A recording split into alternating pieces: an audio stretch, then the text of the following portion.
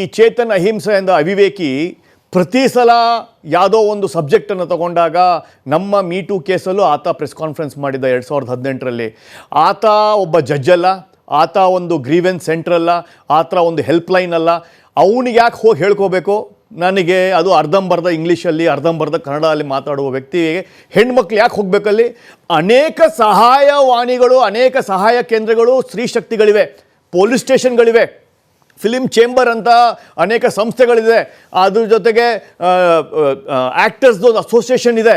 ಎಲ್ಲ ಇರಬೇಕಾದ್ರೆ ಚೇತನ್ ಅಹಿಂಸಾ ಹತ್ರ ಹೋಗ್ಬಿಟ್ಟು ನನಗೆ ತೊಂದರೆ ಆಗಿದೆ ಅಂತ ಹೇಳೋದಿದೆಯಲ್ಲ, ಇದು ಒಂದು ಚಂದಮಾಮ ಕತೆ ಥರ ಇದೆ. ಈ ಚಂದಮಾಮ ಕತೆ ಕೇಳಿ ನಾವು 2018ರಲ್ಲೇ ಕೇಳಿದ್ದೀವಿ, ಮತ್ತೆ 2024ರಲ್ಲಿ ಕೇಳೋಕ್ಕೆ ನಮ್ಗೆ ಇಷ್ಟ ಇಲ್ಲ.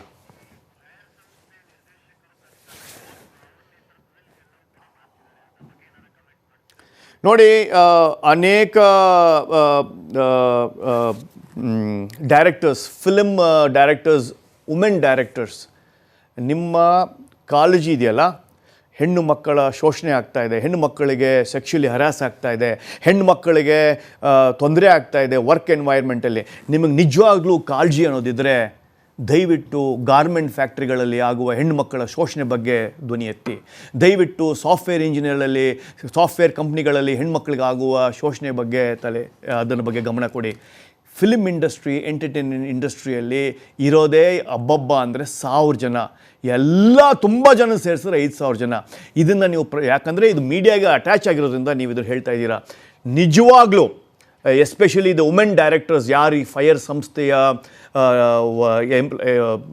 ಟ್ರಸ್ಟೀಸ್ ಇದ್ದೀರೋ, I don't know who they call themselves, office bearers ಅಂತ ನೀವು ಕರಿತೀರೋ, ನಿಮಗೆ ನಿಜವಾದ ಸಮಾಜದ ಮೇಲೆ, ಹೆಣ್ಣು ಮಕ್ಕಳ ಮೇಲೆ ಕಳಕಳಿ ಇದ್ದರೆ, ಅವರ ಸೆಕ್ಷುವಲ್ ಹರಾಸ್ಮೆಂಟ್ ಆಗ್ತಾಯಿದ್ರೆ, ವರ್ಕ್ ಫೋರ್ಸಲ್ಲಿ ಅವರಿಗೆ ತೊಂದರೆ ಆಗ್ತಾಯಿದ್ರೆ, ನೀವು ಧ್ವನಿ ಎತ್ತಬೇಕಾಗಿರೋದು ಗಾರ್ಮೆಂಟ್ ಇಂಡಸ್ಟ್ರಿಯ ಹೆಣ್ಮಕ್ಕಳಿಗೆ, ಸಾಫ್ಟ್ವೇರ್ ಇಂಡಸ್ಟ್ರಿಯಲ್ಲಿ ಕೆಲಸ ಮಾಡುವ ಹೆಣ್ಮಕ್ಕಳಿಗೆ, ಅನೇಕ ಸಂಸ್ಥೆಗಳಲ್ಲಿ, ಆರ್ಗನೈಸೇಷನ್ಗಳಲ್ಲಿ ಹೆಣ್ಮಕ್ಕಳನ್ನು ಕೆಲಸಕ್ಕೆ ಆಮಿಷ ಕೊಟ್ಟು ಹಾಳಾಗ್ತಾ ಇದೆಯಲ್ಲ, ಆ ಬ್ಲ್ಯಾಕ್ ಮೇಲಿಂಗ್ ಬಗ್ಗೆ ನೀವು ಧ್ವನಿ ಎತ್ತಬೇಕು, ಫಿಲ್ಮ್ ಇಂಡಸ್ಟ್ರಿ ಬಗ್ಗೆ ಅಲ್ಲ.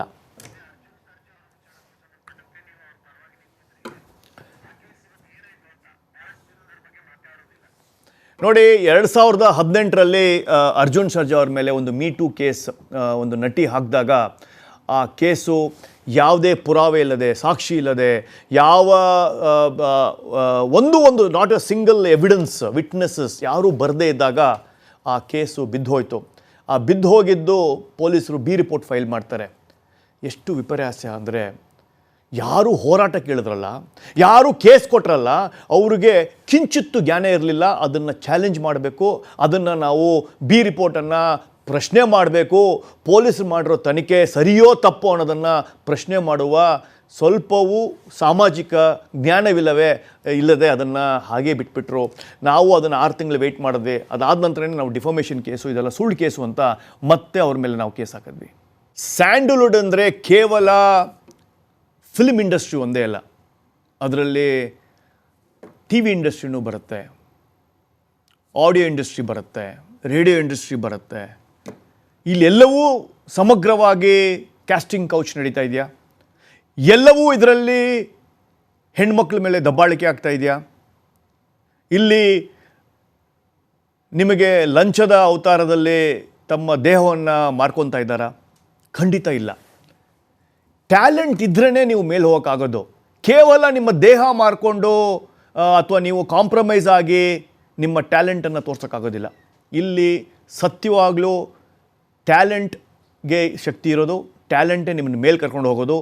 ನಿಮಗೆ ಒಂದು ಸಲ ಚಾನ್ಸ್ ಕೊಡ್ಬೋದು ನಿಮ್ಮ ದೇಹ ಮಾರ್ಕೊಂಡು, ಆದರೆ ಪ್ರತಿ ಸಲ ಅದು ಮಾಡೋಕ್ಕಾಗೋದಿಲ್ಲ.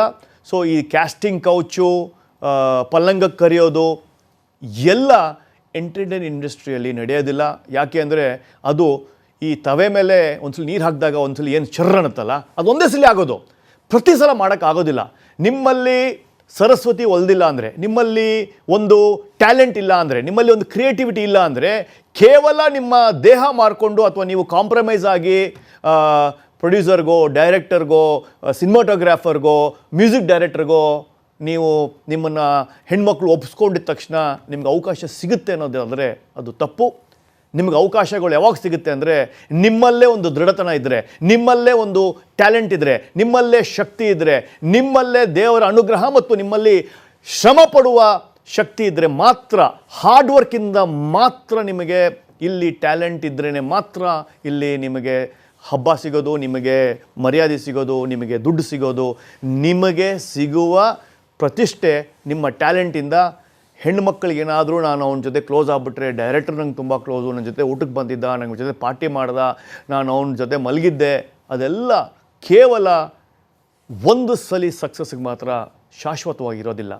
ಅದಕ್ಕೋಸ್ಕರ ಎಲ್ಲ ಆರ್ಟಿಸ್ಟ್ಗೂ, ಎಲ್ಲ ಯುವ ಪ್ರತಿಭೆಗಳಿಗೆ, ಎಲ್ಲ budding artist and singers and everybody ನನ್ನ ಒಂದು ಕಿವಿ ಮಾತು, ಈ ಕ್ಯಾಸ್ಟಿಂಗ್ ಕೌಚ್ ಅನ್ನೋದು ಸುಳ್ಳು. ನಿಮ್ಮ ಟ್ಯಾಲೆಂಟನ್ನು ಪ್ರದರ್ಶನ ಮಾಡಬೇಕು, ಶ್ರಮ ಪಡಬೇಕು, ಪ್ರಾಕ್ಟೀಸ್ ಮಾಡಬೇಕು, ಆ್ಯಕ್ಟಿಂಗ್ ಕ್ಲಾಸ್ಗೆ ಹೋಗಬೇಕು, ನಿಮ್ಮದೇ ಆದ ಒಂದು ಸ್ವಂತತನ ಇರಬೇಕು. ಆ ಸ್ವಂತತನದಿಂದನೇ ನೀವು ಎಂಟರ್ಟೈನ್ಮೆಂಟ್ ಇಂಡಸ್ಟ್ರಿಯಲ್ಲಿ ಶೈನ್ ಆಗೋದು, ಫೇಮ್ ಬರೋದು. ಕೇವಲ ಕ್ಯಾಸ್ಟಿಂಗ್ ಕೌಚ್ ಅಥವಾ ವಾಮ ಮಾರ್ಗದಿಂದ, ಅಡ್ಡ ಮಾರ್ಗದಿಂದ ಬರೋದಿಲ್ಲ. ಸ್ಯಾಂಡಲ್ವುಡ್ ಅಂದರೆ ಕೇವಲ ಫಿಲ್ಮ್ ಇಂಡಸ್ಟ್ರಿ ಒಂದೇ ಅಲ್ಲ, ಅದರಲ್ಲಿ ಟಿ ವಿ ಇಂಡಸ್ಟ್ರಿನೂ ಬರುತ್ತೆ, ಆಡಿಯೋ ಇಂಡಸ್ಟ್ರಿ ಬರುತ್ತೆ, ರೇಡಿಯೋ ಇಂಡಸ್ಟ್ರಿ ಬರುತ್ತೆ. ಇಲ್ಲೆಲ್ಲವೂ ಸಮಗ್ರವಾಗಿ ಕ್ಯಾಸ್ಟಿಂಗ್ ಕೌಚ್ ನಡೀತಾ ಇದೆಯಾ? ಎಲ್ಲವೂ ಇದರಲ್ಲಿ ಹೆಣ್ಮಕ್ಳ ಮೇಲೆ ದಬ್ಬಾಳಿಕೆ ಆಗ್ತಾ ಇದೆಯಾ? ಇಲ್ಲಿ ನಿಮಗೆ ಲಂಚದ ಅವತಾರದಲ್ಲಿ ತಮ್ಮ ದೇಹವನ್ನು ಮಾರ್ಕೊತಾ ಇದ್ದಾರಾ? ಖಂಡಿತ ಇಲ್ಲ. ಟ್ಯಾಲೆಂಟ್ ಇದ್ರೇ ನೀವು ಮೇಲೆ ಹೋಗೋಕ್ಕಾಗೋದು. ಕೇವಲ ನಿಮ್ಮ ದೇಹ ಮಾರ್ಕೊಂಡು ಅಥವಾ ನೀವು ಕಾಂಪ್ರಮೈಸ್ ಆಗಿ ನಿಮ್ಮ ಟ್ಯಾಲೆಂಟನ್ನು ತೋರ್ಸೋಕ್ಕಾಗೋದಿಲ್ಲ. ಇಲ್ಲಿ ಸತ್ಯವಾಗಲೂ ಟ್ಯಾಲೆಂಟ್ಗೆ ಶಕ್ತಿ ಇರೋದು, ಟ್ಯಾಲೆಂಟೇ ನಿಮ್ಮನ್ನು ಮೇಲೆ ಕರ್ಕೊಂಡು ಹೋಗೋದು. ನಿಮಗೆ ಒಂದು ಸಲ ಚಾನ್ಸ್ ಕೊಡ್ಬೋದು ನಿಮ್ಮ ದೇಹ ಮಾರ್ಕೊಂಡು, ಆದರೆ ಪ್ರತಿ ಸಲ ಅದು ಮಾಡೋಕ್ಕಾಗೋದಿಲ್ಲ. ಸೊ ಈ ಕ್ಯಾಸ್ಟಿಂಗ್ ಕೌಚು, ಪಲ್ಲಂಗಕ್ಕೆ ಕರೆಯೋದು ಎಲ್ಲ ಎಂಟರ್ಟೈನ್ ಇಂಡಸ್ಟ್ರಿಯಲ್ಲಿ ನಡೆಯೋದಿಲ್ಲ. ಯಾಕೆ ಅಂದರೆ ಅದು ಈ ತವೆ ಮೇಲೆ ಒಂದ್ಸಲ ನೀರು ಹಾಕಿದಾಗ ಒಂದ್ಸಲ ಏನು ಚರ್ರ ಅನ್ನತ್ತಲ್ಲ, ಅದು ಒಂದೇ ಸಲ ಆಗೋದು, ಪ್ರತಿ ಸಲ ಮಾಡೋಕ್ಕಾಗೋದಿಲ್ಲ.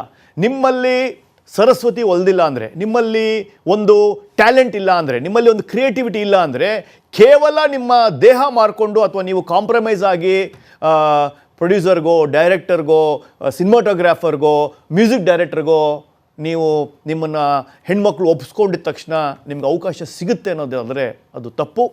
ನಿಮಗೆ ಅವಕಾಶಗಳು ಯಾವಾಗ ಸಿಗುತ್ತೆ ಅಂದರೆ ನಿಮ್ಮಲ್ಲೇ ಒಂದು ದೃಢತನ ಇದ್ದರೆ, ನಿಮ್ಮಲ್ಲೇ ಒಂದು ಟ್ಯಾಲೆಂಟ್ ಇದ್ದರೆ, ನಿಮ್ಮಲ್ಲೇ ಶಕ್ತಿ ಇದ್ದರೆ, ನಿಮ್ಮಲ್ಲೇ ದೇವರ ಅನುಗ್ರಹ ಮತ್ತು ನಿಮ್ಮಲ್ಲಿ ಶ್ರಮ ಪಡುವ ಶಕ್ತಿ ಇದ್ದರೆ ಮಾತ್ರ, ಹಾರ್ಡ್ ವರ್ಕಿಂದ ಮಾತ್ರ ನಿಮಗೆ ಇಲ್ಲಿ ಟ್ಯಾಲೆಂಟ್ ಇದ್ರೇ ಮಾತ್ರ ಇಲ್ಲಿ ನಿಮಗೆ ಹಬ್ಬ ಸಿಗೋದು, ನಿಮಗೆ ಮರ್ಯಾದೆ ಸಿಗೋದು, ನಿಮಗೆ ದುಡ್ಡು ಸಿಗೋದು. ನಿಮಗೆ ಸಿಗುವ ಪ್ರತಿಷ್ಠೆ ನಿಮ್ಮ ಟ್ಯಾಲೆಂಟಿಂದ. ಹೆಣ್ಮಕ್ಳಿಗೇನಾದರೂ ನಾನು ಅವನ ಜೊತೆ ಕ್ಲೋಸ್ ಆಗಿಬಿಟ್ರೆ, ಡೈರೆಕ್ಟರ್ ನಂಗೆ ತುಂಬ ಕ್ಲೋಸು, ನನ್ನ ಜೊತೆ ಊಟಕ್ಕೆ ಬಂದಿದ್ದ, ನನ್ನ ಜೊತೆ ಪಾರ್ಟಿ ಮಾಡ್ದ, ನಾನು ಅವನ ಜೊತೆ ಮಲಗಿದ್ದೆ, ಅದೆಲ್ಲ ಕೇವಲ ಒಂದು ಸಲ ಸಕ್ಸಸ್ಗೆ ಮಾತ್ರ ಶಾಶ್ವತವಾಗಿರೋದಿಲ್ಲ. ಅದಕ್ಕೋಸ್ಕರ ಎಲ್ಲ ಆರ್ಟಿಸ್ಟ್ಗೂ, ಎಲ್ಲ ಯುವ ಪ್ರತಿಭೆಗಳಿಗೆ, ಎಲ್ಲ budding artist and singers and everybody ನನ್ನ ಒಂದು ಕಿವಿ ಮಾತು, ಈ ಕ್ಯಾಸ್ಟಿಂಗ್ ಕೌಚ್ ಅನ್ನೋದು ಸುಳ್ಳು. ನಿಮ್ಮ ಟ್ಯಾಲೆಂಟನ್ನು ಪ್ರದರ್ಶನ ಮಾಡಬೇಕು, ಶ್ರಮ ಪಡಬೇಕು, ಪ್ರಾಕ್ಟೀಸ್ ಮಾಡಬೇಕು, ಆ್ಯಕ್ಟಿಂಗ್ ಕ್ಲಾಸ್ಗೆ ಹೋಗಬೇಕು, ನಿಮ್ಮದೇ ಆದ ಒಂದು ಸ್ವಂತತನ ಇರಬೇಕು. ಆ ಸ್ವಂತತನದಿಂದನೇ ನೀವು ಎಂಟರ್ಟೈನ್ಮೆಂಟ್ ಇಂಡಸ್ಟ್ರಿಯಲ್ಲಿ ಶೈನ್ ಆಗೋದು, ಫೇಮ್ ಬರೋದು. ಕೇವಲ ಕ್ಯಾಸ್ಟಿಂಗ್ ಕೌಚ್ ಅಥವಾ ವಾಮ ಮಾರ್ಗದಿಂದ, ಅಡ್ಡ ಮಾರ್ಗದಿಂದ ಬರೋದಿಲ್ಲ.